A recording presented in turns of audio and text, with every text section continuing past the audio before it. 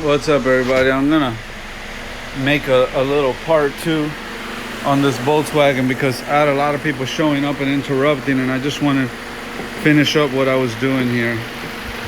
Left y'all short on a little bit of information. So 172 is our coolant temperature, right? We got the funnel in from the top, like I had showed you on part 1. So for those of y'all that watched part 1, this is part 2, just to show you how to know if the fluid is filled. So we're gonna pour some in here, right?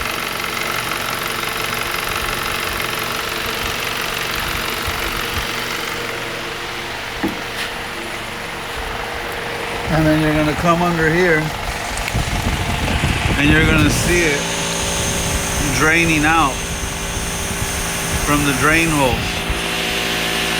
Your temperature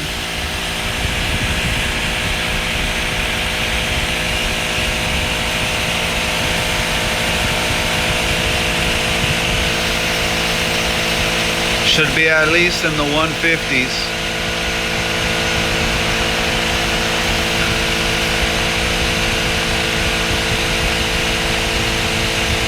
There we go, we got 160.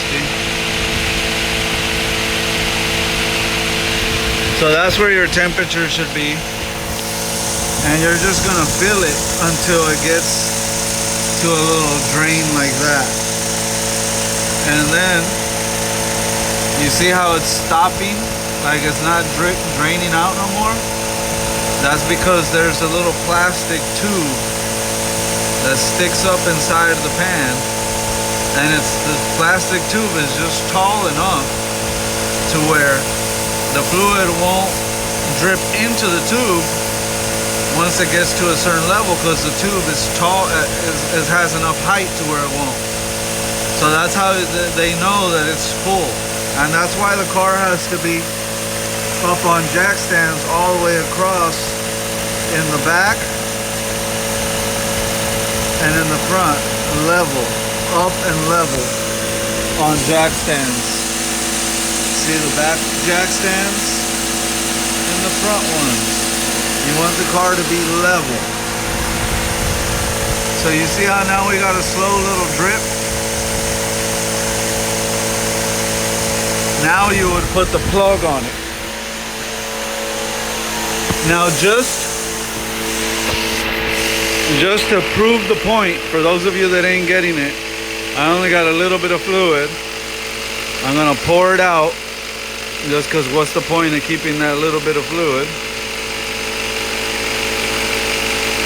So it pretty much took just a little less than the 4 quarts in this multi-vehicle ATF Merc LV Dex Merc for multi-vehicle. And again, now you'll see it pouring out because I filled it up past the point of the little tube.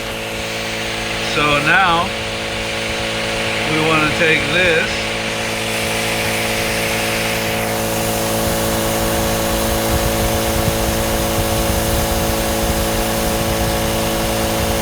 was the little T5 I told you about.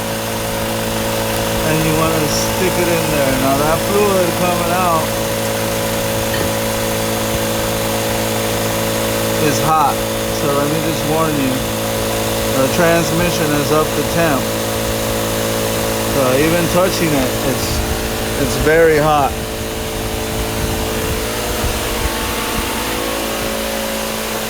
I had a rag, got another one over here. Oh, I left it up top. You see, I'm leaving these rags all over the place.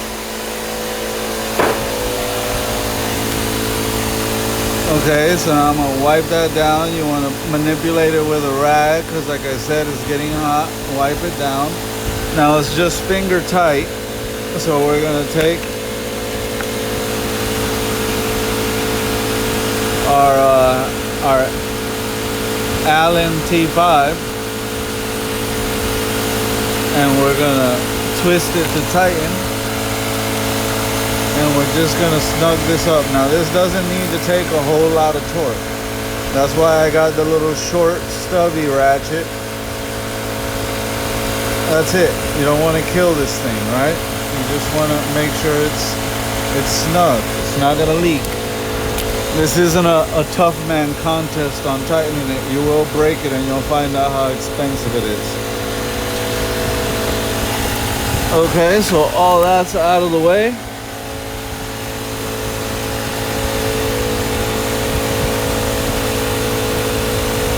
We're 170.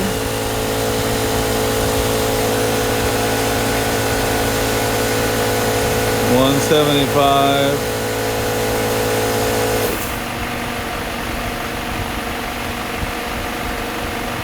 $165, $175. We're in that range depending where you point. So again, the guy had made a YouTube video saying you need to take the battery tray and all that other stuff out, right? So I say you don't have to. I got the little hose set up that I was telling y'all about. So we're gonna go ahead and pull this out. Be careful because it is hot. Okay, so there that is. We pulled that out. Now I'm gonna help it up and lift it up out of there.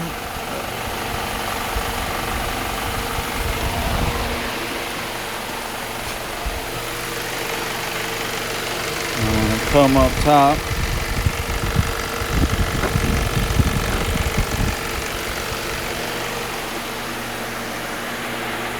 And there you are.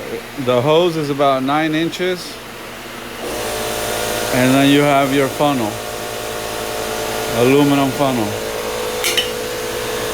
And with that, no need to take the battery tray out. No need to take none of that out. So now we're done with this. You need to buy the container with the 4 quarts. You want to make sure you put this back on and inspect the O-rings when you put it back on, because this has little O-rings, like little AC O-rings on it. This camera's not focusing. There we go. And that's to keep it snug in there and keep it from leaking. Got Brian working on this truck out here. So if you need a new O-rings, you can go get yourself a couple O-rings and replace them. But these seem to be fine, so we're gonna let them keep living there.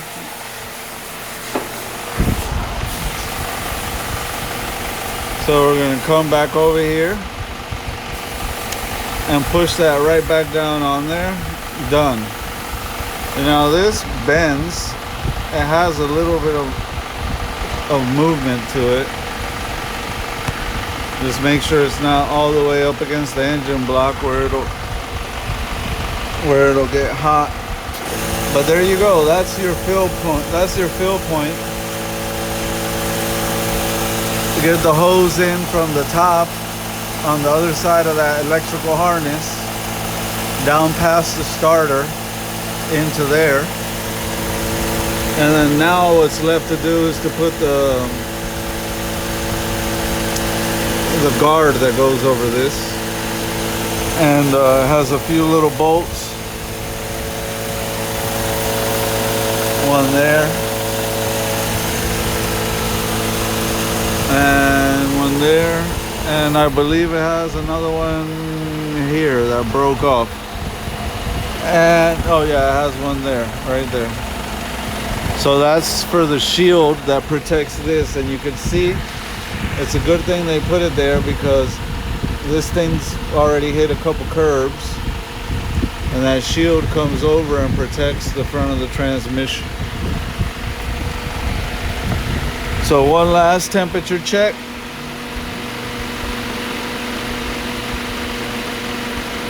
$180. Now those of you that followed the video part 1,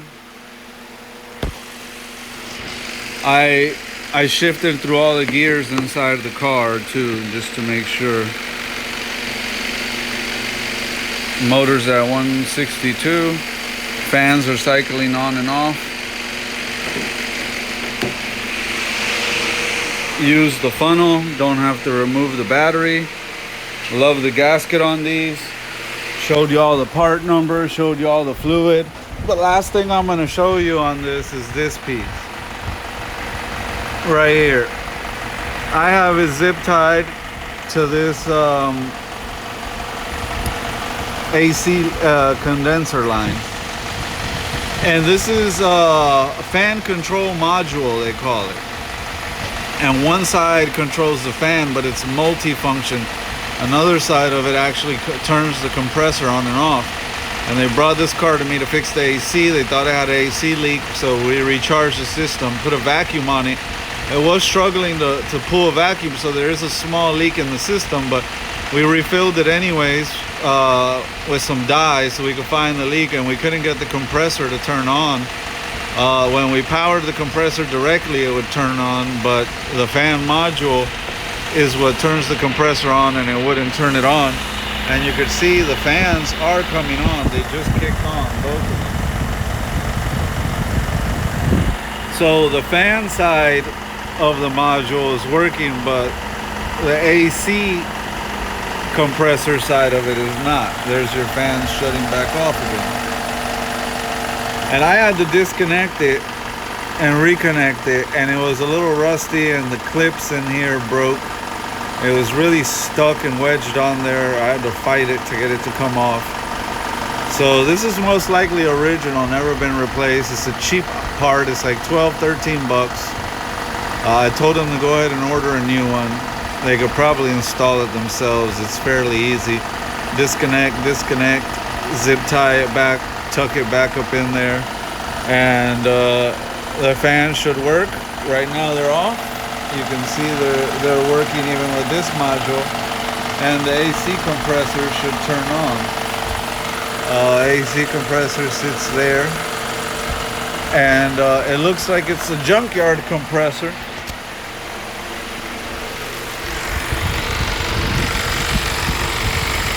You see that pink on the compressor clutch as it's spinning? That pink is where the junkyard, when they sell you a part, they mark it with their little pin to know that it was their part in case you bring it back. Those are the junkyard markings on that compressor, so you know that compressor was replaced. There's the plug for it, and we checked the plug and we powered it, and compressor does kick on if you power it, but it wasn't turning, the fan module wasn't turning it on the way it should without us having to directly power it. Put the engine cover back on. This one needs a new dipstick. There goes the fans working again.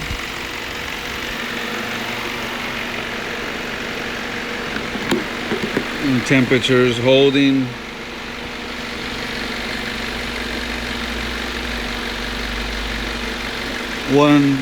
High 150s to mid 170s is up to 180 is where it likes to run. So at this point we're gonna shut this thing off,